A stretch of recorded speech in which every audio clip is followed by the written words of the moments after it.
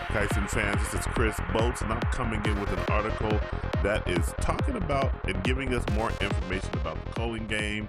This is an old article that was back in 2024 because this is based on the manga, but it has been updated to get some additional information for those of us who are just straight anime only fans like myself, to get us prepared for the Culling Game Arc. And I wanted to go ahead and look over this article with you guys. Now, there was a trailer that did drop for season 3 of the Culling Game Arc by Crunchyroll, and I did do a trailer reaction to it. Unfortunately, YouTube kind of copyrighted it a little bit, so it got all mangled up and everything, but I will put a link in the description to my Rumble article, a Rumble video rather, that is going over that trailer, because that, I'm telling you, the artwork and animation of season 3 is looking phenomenal.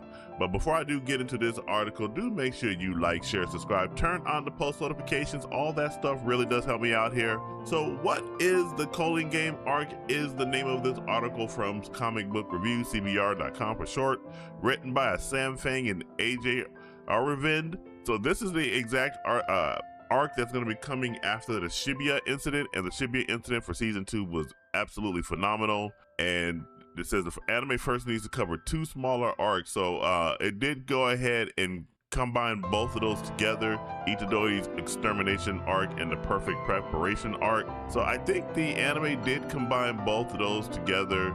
So we're just gonna go jump right off into the Culling game, and this article says right here that the Culling game is Jujutsu Kaisen's deadliest arc yet, and that there are going to be so many new characters that are going to be introduced. It looked like in the manga, it covered about, let's see here, look what, from 159 to 221, so that's about 62 chapters. It says 63 overall, but it looks like it was 63 chapters that was covered. And so we're gonna go down here and see who will be participating in the Culling game. It looks like there's going to be 4 different colonies that are created here, and they're called colonies that appear across Japan, and 2 of them are located within the city limits. The first one is called the Tokyo Colony number 1, covers much of the city and all of Ikebukuro and Shinjuku wards. And here's the people that are going to be part of that. Yuji Itadori, who is the protagonist of Jujutsu Kaisen, is going to be part of that,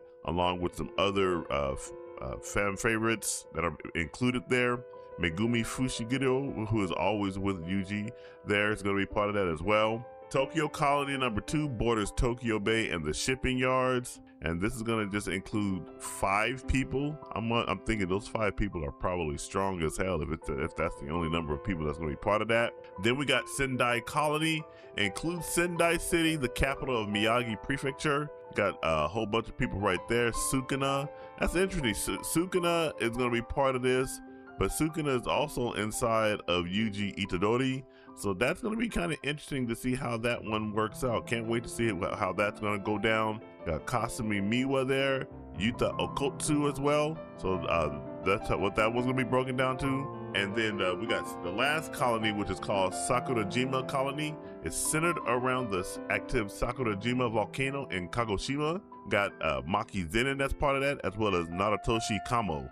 So this is going to be a very interesting arc right here. And this is some pages from the manga there. You see this Panda right there. Panda's a really strong Jujutsu sorcerer. And it's now, and we got the pages right there. Suguru Geto, they're talking about Naratoshi Kamo, Kenjaku, and here's a cover art right here for chapter 193.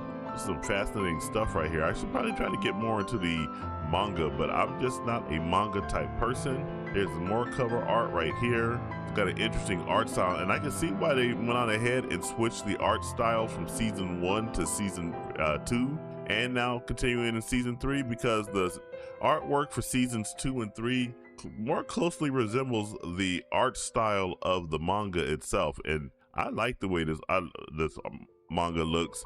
It's just really plain drawings, but those drawings are still sophisticated and complex. So really looks really good right there. And then we're going back up here looking at Tokyo Colony number 1. Got those right there. This is that I don't know who this guy right here is. It says right here Fumihiko Takaba. Got Yuji Itadori in the background right there. They did show this in the trailer, so this is going to be interesting to see how this lawyer uses his jujutsu powers. This all looks pretty good and all that. So that's some of the manga work there. Now let's go down and talk about the rules. The Culling game has highly complicated rules for playing, and it's officially recognized as the worst act of jujutsu terrorism in history. Paragraph right here says Kenjaku has some very dark motives behind launching the Culling game, and he's able to obfuscate his true intention for the game by enacting a long list of heavily complicated rules. The original rules of the game make it appear to be a cruel arena full of bloodshed, but Kenjaku also allows the players to negotiate and add more rules to complicate things even further. That would be interesting. Breaking a rule falls under the non-negotiable category, however, and here's 8 rules that were the original rules of the Culling game here, and I'm just going to highlight. I'll read a couple here. The first one says, after awakening a cursed technique, sorcerers must announce their intention to participate inside a pre-chosen barrier within 19 days. Players who do not follow the first rule are punished with the removal of their cursed technique, so they're basically forced to play this game if you awaken your technique. Non-players who cross through the barriers are considered players the moment they enter, and it is assumed they have announced their intent to participate. Great. Somebody's forced into playing this game. Players earn points by killing other participants. Interesting. The game master determines the point values of players. Generally, sorcerers and cursed spirits count as 5 points, whereas killing a non-sorcerer would only earn 1. Players may spend 100 points not counting their own values to negotiate any new rules they want with the game master. Rules may be only added, not subtracted. The game master must accept new rules unless they have an enduring impact on the game. A player whose score doesn't change for 19 days will be punished with cursed technique removal. So again, all these rules are 1 and 8. 1, 2, and 8 basically force the people to go in there and just play this game, even if you don't want to play. I guess you could say 3 does as well, but it's interesting, these types of rules right here. And right here, here's another key tidbit. By abusing the fact that players can add new rules to the game, the Jujutsu High sorcerers must work together across their different colonies to stop the bloodshed and bring it into the game. So this will be real fun.